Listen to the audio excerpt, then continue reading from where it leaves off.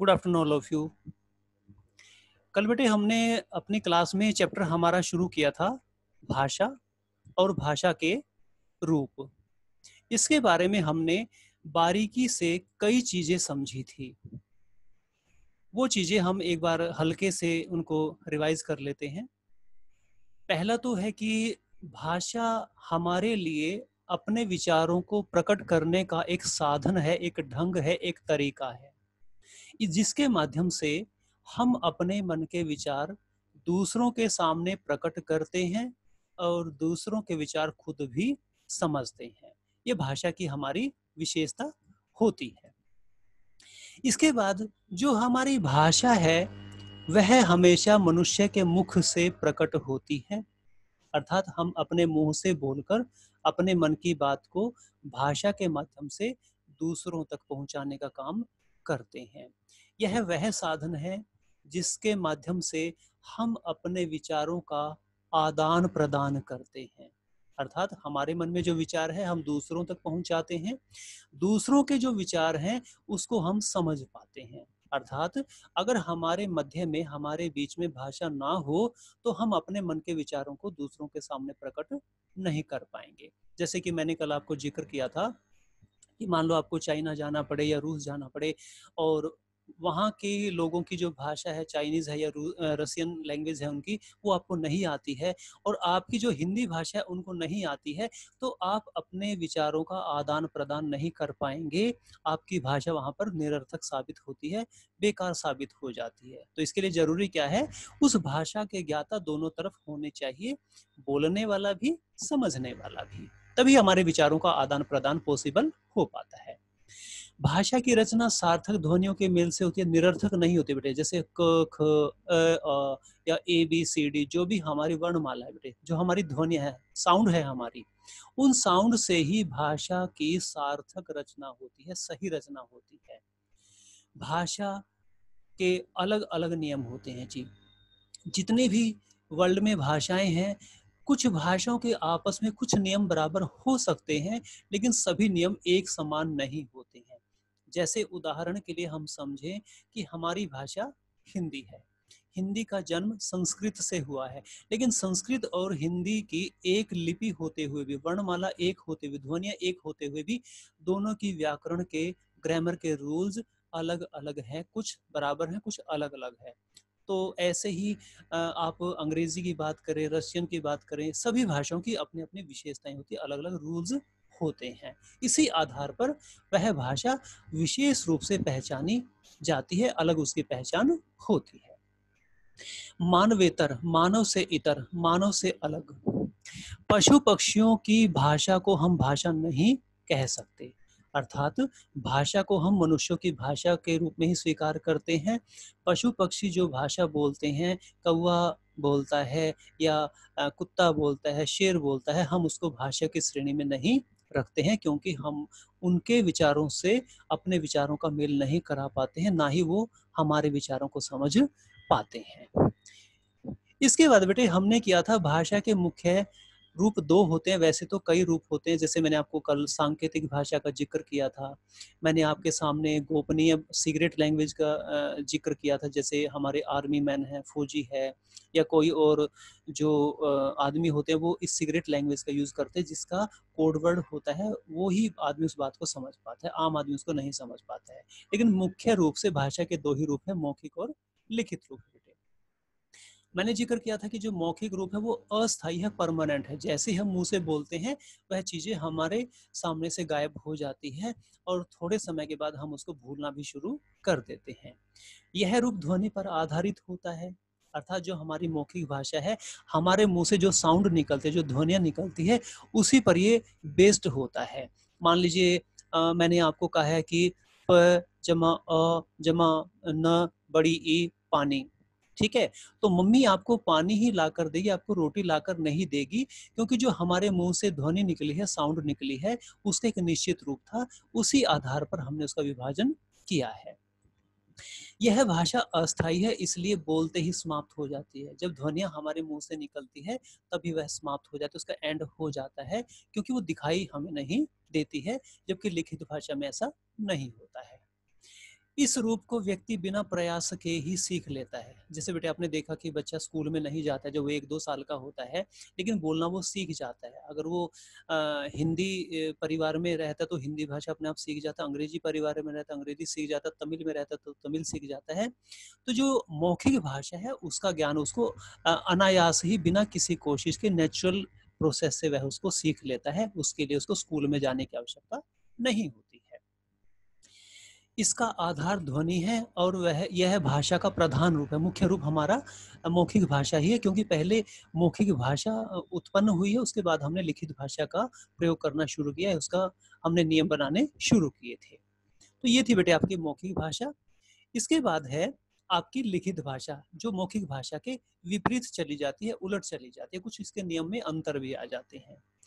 यह भाषा का स्थायी रूप है, परमानेंट है।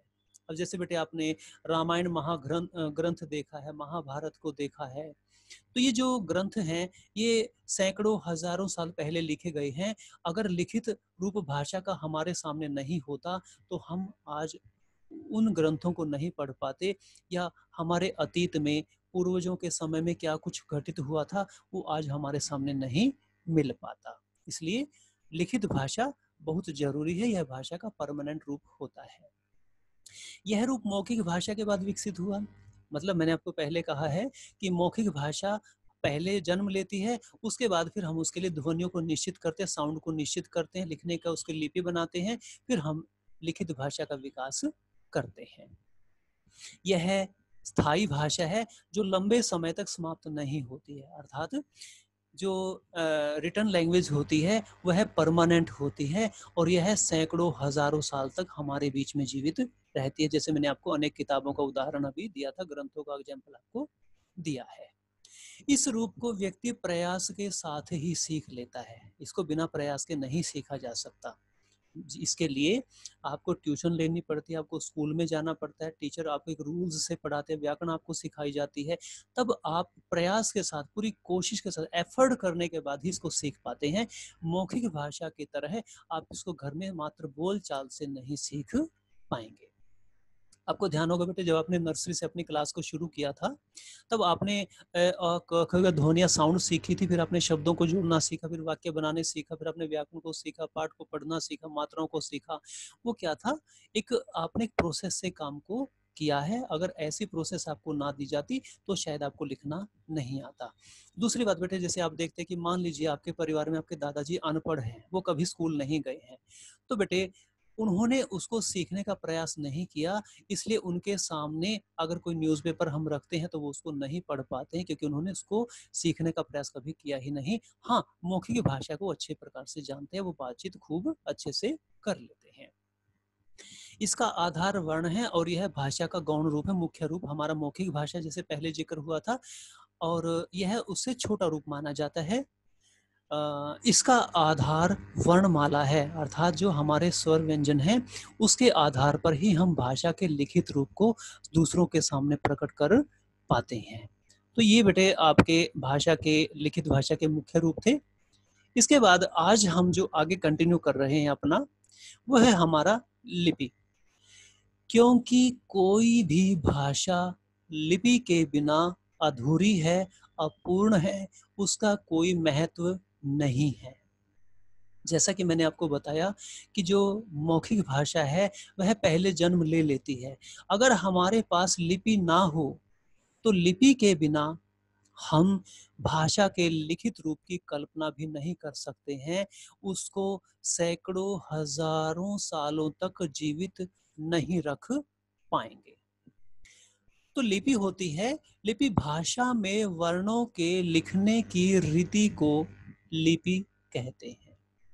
अर्थात भाषा की लिपि की परिभाषा क्या हो गई, जो हमारी भाषा है, मान लीजिए बेटे हमारी भाषा हिंदी है, तो इसकी जो वर्णमाला है, वर्णमाला जिसको हम अ आ क ख ग स्वर व्यंजन के रूप में जानते हैं, उसको लिखने की जो रीति है, रीति का मतलब होता है बेटे ढंग, स्टाइल।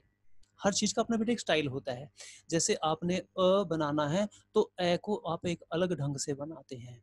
क कबूतर वाला आपको क बनाना है तो उसको लिखने का तरीका, लिखने का स्टाइल अलग होता है। ख उससे अलग होता है, ग उससे अलग होता है। क्षत्रज्ञ वो अलग रूप में लिखे जाते हैं। तो बेटे भाषा में जो ये वर्णमाला होती है, इसको लिखने का जो एक ढंग होता है, इसी को हम लिपि कहते हैं। अर्थात लिपि भाषा का लिखित रूप होता है।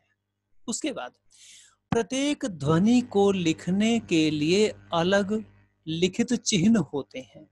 जैसे मैंने कहा कि राम, तो राम की अगर मैं मुंह से बेटे मौखिक भाषा के रूप में उसको प्रकट कर रहा हूं, तो उसके लिए हमने कुछ निश्चित किए कि र, जब हमारे मुंह से र की साउंड निकलती है, तो हमने उसके लिए एक अलग लिखने का तरीका बना लिया कि रे को इस तरीके से लिखा जाएगा। फिर हमने देखा रे आ की मात्रा को हम स्वर को साथ में जोड़ रहे हैं, तो आ की मात्रा एक पाई के रूप में हम कैसे लिखते हैं, सीधे एक खड़ी पाई के रूप में हम उसको कैसे ऐसे आकार देते हैं। मैं के लिए हमने उसको कैसे एक आकार प्रदान किया है, ऊपर उसके हम शिरोरेखा लगाते हैं। तो वो क्या होता है कि अलग अलग ध्वनि को लिखने के अलग अलग नियम होते हैं। लेकिन बेटे एक जो भाषा होती है, उस भाषा में हम अलग अलग भाषाओं को लिख सकते हैं, लेकिन वो अर्थ नहीं निकल पाते हैं। जैसे मान लो मैंने कहा कि माई नेम इज रवि, तो मैं ये अंग्रेजी की हमारी रोमन लिपि मैंने अभी आपके सामने यूज की है। मैं इसको क्या लिखूं, मैं आ की मात्रा बड़ी ई, माई नेम, न पे ए की मात्रा, म नेम। तो हम इसको ऐसे दूसरी भाषाओं की जो ध्वनियां है उसको हम लिख लेते हैं, लेकिन हम उसका वो अर्थ नहीं निकाल पाते जब तक हमें उसका अर्थ नहीं पता होता है। तो बेटे प्रत्येक ध्वनि को लिखने के लिए हमारे पास जो ध्वनि चिन्ह होते हैं वो अलग अलग होते हैं, और वही लिपि की विशेषता होती है। फिर एक बात और विशेष रूप से जानने की है कि एक लिपि में अनेक भाषाओं को हम लिख सकते हैं, उसमें कुछ समानताएं हो सकती है। जैसे बेटे हम हिंदी भाषा में देवनागरी लिपि का प्रयोग करते हैं। देवनागरी का मतलब है जो हमने वर्ण चिन्ह निश्चित किए, फिक्स किए हमने, जैसे अ, क, ख, ग, ल, य, र, ये सारे हमारे क्या है, ये देवनागरी अंक हैं। ठीक है।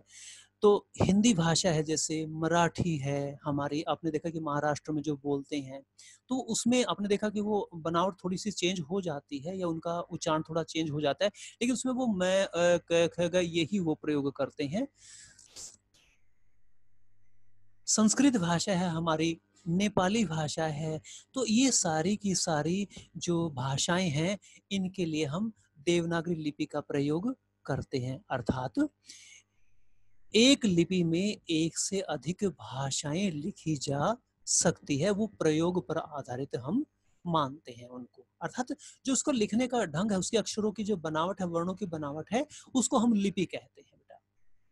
अर्थात जब जैसे अभी आपने देखा कि टीवी पर दिखाया गया था कि नेपाल ने एक अपना नया नक्शा जारी किया है, और वो न्यूज़ चैनल्स पे कई बार दिखाया गया है कि एक वो उसको एक दीवार पर टांगा गया, उस पर कपड़ा लगा कर उस कपड़े को हटाया गया है। उस पर जो वर्णमाला आपने देखी होगी, तो उस पर वो वर्णमाला हमारी देवनागरी ही थी। जैसे नेपाल को नक्शा, न क सा, नेपाल को, उन्होंने नेपाल को इकट्ठा कर दिया, मतलब उसमें ए अ क ख का वही साउंड थी सारी की सारी। अर्थात नेपाली लोग हैं वो देवनागरी लिपि में ही अपनी बातचीत का लिखित रूप दूसरों के सामने भेजते हैं। हाँ, अर्थ अलग अलग हो जाता है।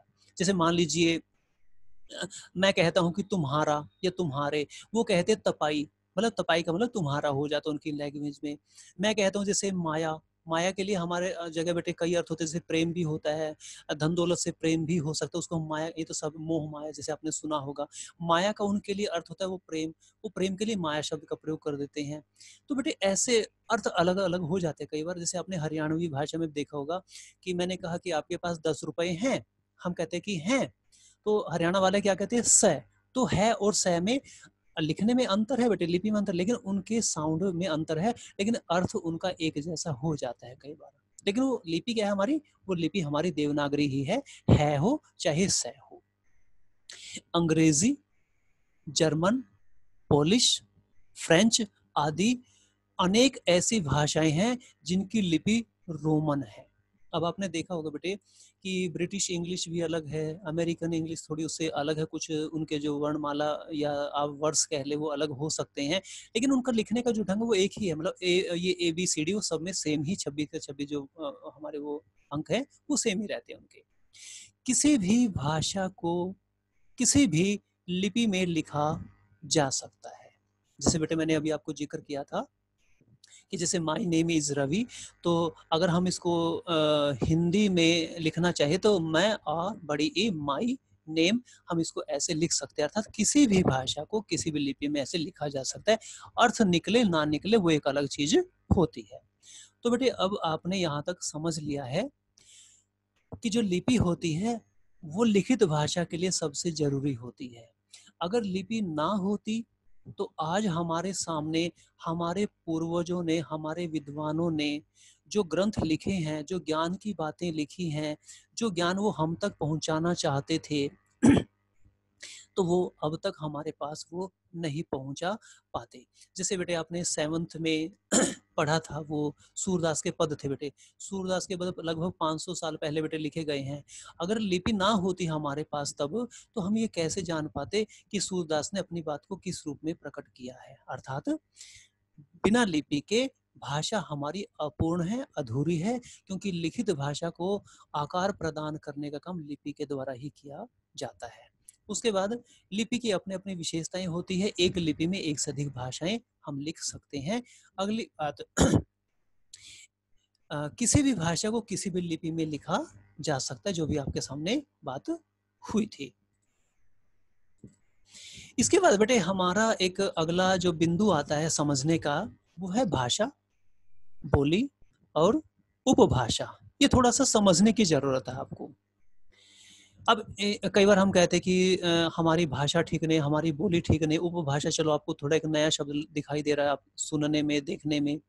अब इनमें अंतर क्या है ये आपको समझना पड़ेगा थोड़ा सा। अगर आपके पास सामने बुक है तो आप अपनी व्याकरण की बुक का पेज नंबर 10 और 11 निकाल सकते हैं बेटा। पहले आप भाषा को समझे बेटा। भाषा का क्षेत्र होता है, बहुत बड़ा होता है जी। अर्थात भाषा को बोलने वाले, उसको समझने वाले वो थोड़े से क्षेत्र में नहीं रहते हैं, अपितु उसको जानने वाले, बोलने वाले लंबे क्षेत्र में होते हैं। कहने का मतलब क्या है, मान लीजिए जैसे हमारी हिंदी भाषा है बेटा। हिंदी भाषा का जो संबंध है वो भारत देश तक ही नहीं है, अपितु संसार के लगभग 150 150 अबाउट कंट्रीज में हिंदी को समझा जाता है, बोला जाता है या लिखा जाता है, किसी ना किसी रूप में वो प्रचलित है।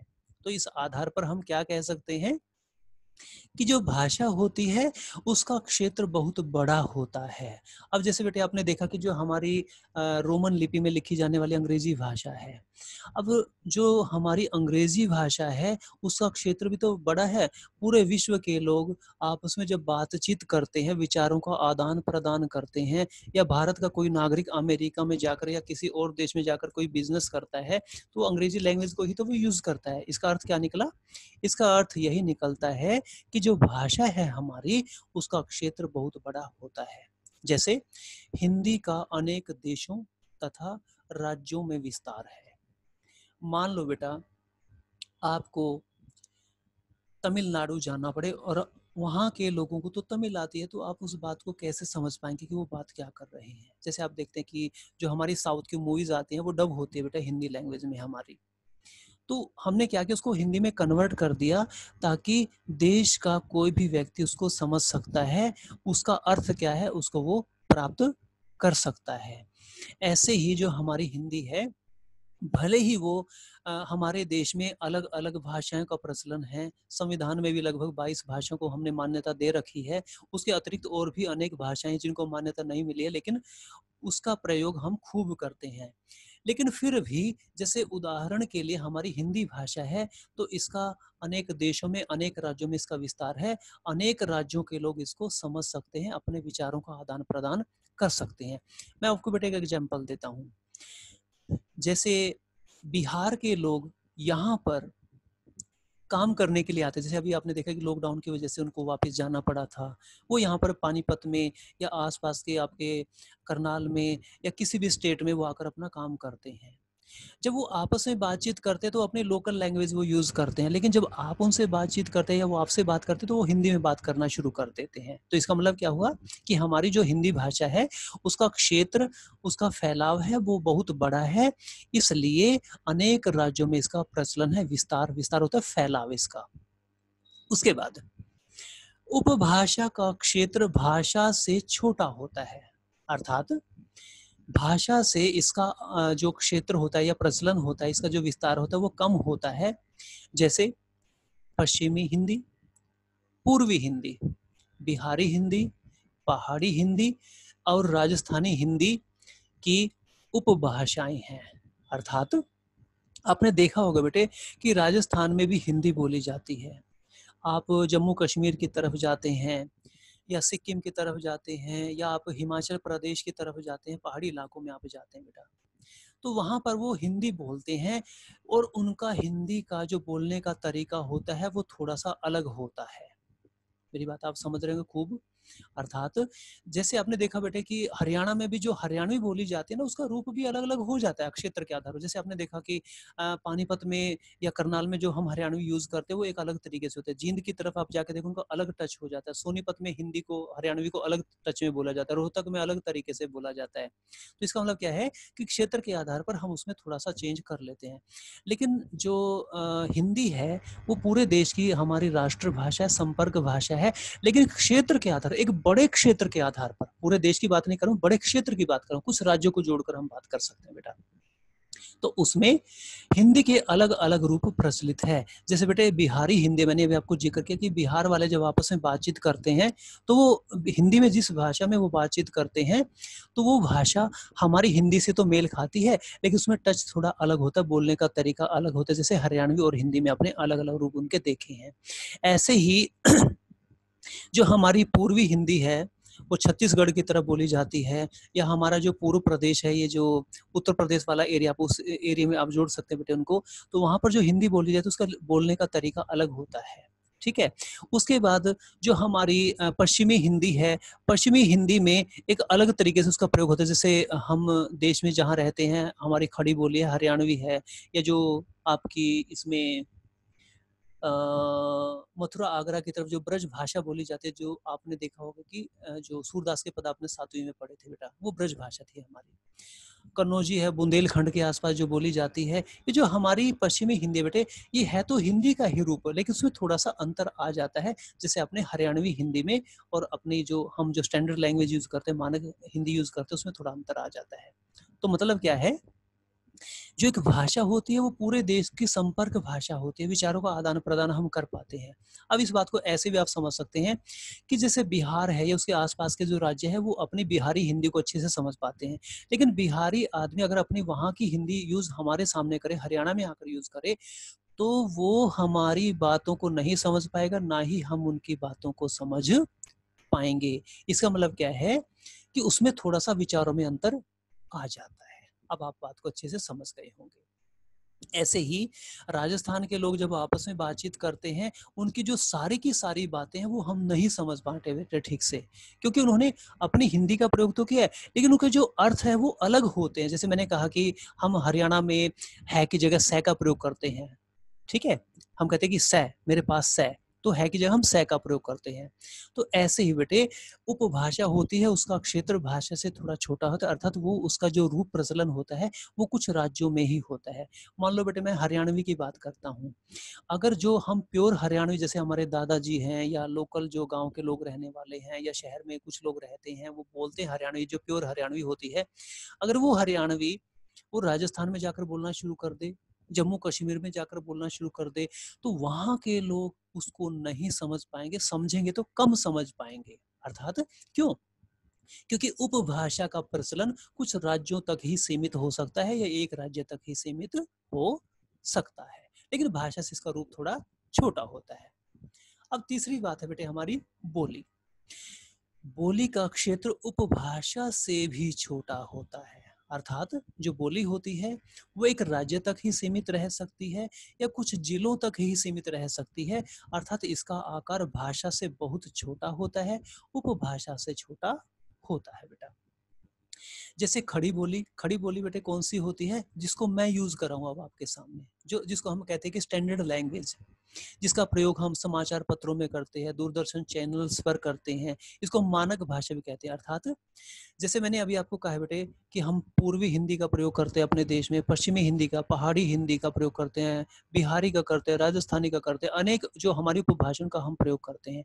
लेकिन हमने क्या किया कि अगर हम ऐसे प्रयोग करते रहे तो हम एक दूसरे की बातों को कैसे समझ पाएंगे? तो समस्या हमारे सामने फिर खड़ी हो जाएगी, वही समस्या जो की तो है। कौन सी समस्या? जैसे दूसरे देश से संपर्क बनाने में हमें समस्या आ रही थी। हम चाइना में जाएंगे कि हमें चाइनीज सीखनी पड़ेगी, अमेरिका जाएंगे कि हमें अंग्रेजी सीखनी पड़ेगी। तो हमने क्या किया, पूरे वर्ल्ड की एक इंटरनेशनल लैंग्वेज हमने इंग्लिश को घोषित कर दिया। अब हम किसी भी देश में जाते हैं तो सभी के साथ हम विचारों का आदान प्रदान हम उसी इंटरनेशनल लैंग्वेज में ही करते हैं। हम उनकी बातों को समझ जाते हैं, वो हमारी बातों को समझ जाते हैं। ऐसे ही जब हिंदुस्तान में हिंदी के इतने रूप प्रचलित हैं तो वही समस्या हमारे देश में भी आ गई थी। इसलिए हमने क्या किया, जिस रूप को सबसे ज्यादा लोग समझते हैं उसको हमने एक मानक रूप दे दिया, स्टैंडर्ड रूप दे दिया, और उसी का प्रयोग हम मोस्टली सब जगह आज करते हैं। वो है हमारी खड़ी बोली। अर्थात जो आप मूवीज देखते हैं उसमें जो हिंदी जो स्टैंडर्ड लैंग्वेज होती है बेटा, जो अर्थात जो व्याकरण के नियमों में बंधी है, अर्थात जिस पर हिंदी भाषा के सभी व्याकरण प्रयोग किए जाते हैं। जैसे मैंने अभी कहा है कि तेरे पास 10 रुपए से हम हरियाणा में यूज करते हैं। हम क्या करते हैं, आप क्या आपके पास 10 रुपए हैं?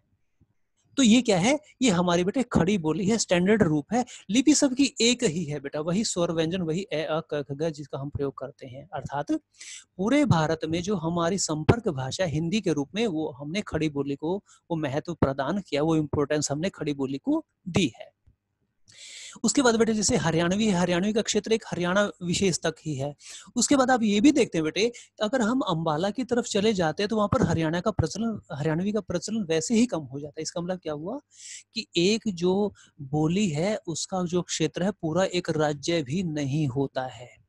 अब बेटे यूपी की तरफ एरिया जो हमारा है, जैसे आपने देखा कि ये हमारा यमुना की तरफ के जो क्षेत्र है, इसमें आपने देखा कि वहां पर भी हरियाणवी को यूज नहीं करते हैं। ऐसे ही आप राजस्थान के जैसे हमारा हिसार है, सिरसा वाला जो एरिया आता है, भिवानी वाला जो एरिया बेटा, उस एरिया में अगर हम चले जाएं जहाँ पर राजस्थान की सीमाएं नजदीक पड़ जाती है, तो वहां पर भी हरियाणवी का प्रयोग नहीं होता है। वहां पर हमारे सामने वहां की राजस्थानी या उधर की जो दूसरी बोली है उनका प्रयोग होना शुरू हो जाता है। तो इसका मतलब क्या हुआ कि बोली का क्षेत्र बहुत छोटा होता है, वो किसी एक राज्य या कुछ जिलों तक ही संबंधित हो सकती है। ऐसे ही बेटे जो ब्रज भाषा है वो पूरे उत्तर प्रदेश में नहीं बोली जाती है, कुछ राज्यों तक ही वो सीमित है। कन्नौजी है, बुंदेली है, पश्चिमी हिंदी है, ये उपभाषाओं की बोलियां हैं। एग्जाम्पल के लिए, अर्थात पश्चिमी हिंदी की जो उपबोलियां हैं, खड़ी बोली, हरियाणवी, ब्रज भाषा, कन्नौजी, बुंदेली, ये उसकी हमारी बोलियां हैं।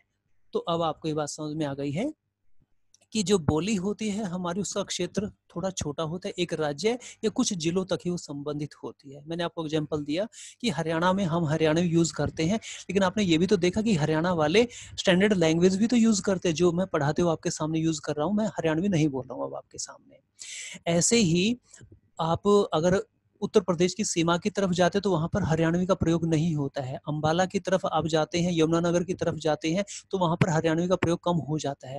राजस्थान के एरिया की तरफ भी आप हिसार की तरफ जाते हैं तो वहां पर हरियाणवी नहीं मिलती है, अर्थात इसका क्षेत्र छोटा होता है। उसके बाद मैंने जिक्र किया उपभाषा। अब हम सीढ़ी ऊपर चढ़ते हैं उल्टी। उपभाषा में आपने देखा कि इसका क्षेत्र कुछ राज्यों तक सीमित हो सकता है। एक राज्य में तो पूरा तकरीबन हो ही जाता है, साथ ही एक राज्य से सटती जो दूसरे राज्यों की सीमाएं हैं वहां पर भी इसका प्रयोग शुरू हो जाता है। ऐसे ही जो भाषा है उसका क्षेत्र बोली से काफी बड़ा होता है, उपभाषा से ज्यादा बड़ा होता है। अर्थात जो एक भाषा होती है वो अनेक देशों में भी उसका प्रचलन हो सकता है, या राज्यों में उसका विस्तार हो सकता है। अर्थात पूरे देश की संपर्क भाषा हमारी भाषा हो जाती है।